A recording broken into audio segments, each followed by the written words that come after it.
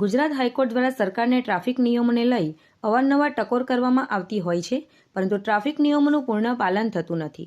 સરકારી કર્મચારીઓએ ટ્રાફિક નિયમોનું પાલન કરીને સામાન્ય નાગરિક માટે રોલ મોડેલ તરીકેની ભૂમિકા ભજવે છે કે નહીં તે સુનિશ્ચિત કરવા માટે રાજ્યના પોલીસ વડા વિકાસ સહાયે આજથી તમામ સરકારી કચેરીમાં ખાસ ટ્રાફિક ડ્રાઈવ શરૂ કરવાની સૂચના આપી હતી, જે અંતર્ગત અંકલેશ્વર પોલીસ એક્શનમાં આવી હતી.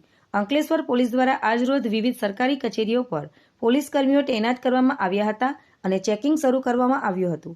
અંકલેશ્વર તાલુકા પંચાયત કોર્ટ સંકુલ અને મામલતદાર કચેરી સહિતના સરકારી સંકુલમાં ટુ વ્હીલ ચાલકોને હેલ્મેટ વગર એન્ટ્રી આપવામાં આવી ન હતી અને સાથે જ દંડનીય કાર્યવાહી પણ કરવામાં આવી હતી.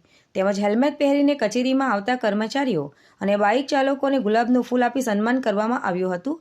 ત્યારે હેલ્મેટ ન પહેરવાના કારણે અકસ્માતના બનાવોમાં મૃત્યુની સંભાવના વધી જતી હોય છે, જેના પગલે ગુજરાત હાઈકોર્ટ અને ત્યારબાદ રાજ્યના પોલીસ વડા દ્વારા આ નિર્ણય લેવામાં આવ્યો છે, જેનો અમલ કરાવવા માટે પોલીસ વિભાગે કમર કસી. સરકારી કચેરીની અંદર જે કર્મચારી અધિકારી ફરજ બજાવે છે અને જે લાભાર્થી આવે છે એ તમામે કચેરીમાં આવતા પહેલાં ફરજિયાત હેલ્મેટ પહેરવાનું સરકારશ્રીએ જે નક્કી કરેલ છે, ફોર વ્હીલની અંદર બેલ્ટ બાંધવાનું જે નક્કી કરેલ છે એના અનુસંધાને આજરોજ પોલીસ તંત્ર દ્વારા તાલુકા પંચાયત કચેરીના પટાંગણમાં આ કાર્યવાહી હાથ ધરેલ છે, જેથી તમામ કર્મચારી અને નાગરિકોને વિનંતી છે કે તાલુકા પંચાયતમાં આવતા પહેલાં હાલમાં જે ટુ વ્હીલ અને ફોર વ્હીલના જે ડ્રાઈવર છે તેઓએ કચેરીમાં આવતા પહેલાં હેલ્મેટ ફરજિયાત પહેરો અને સીટ બેલ્ટ બાંધવો.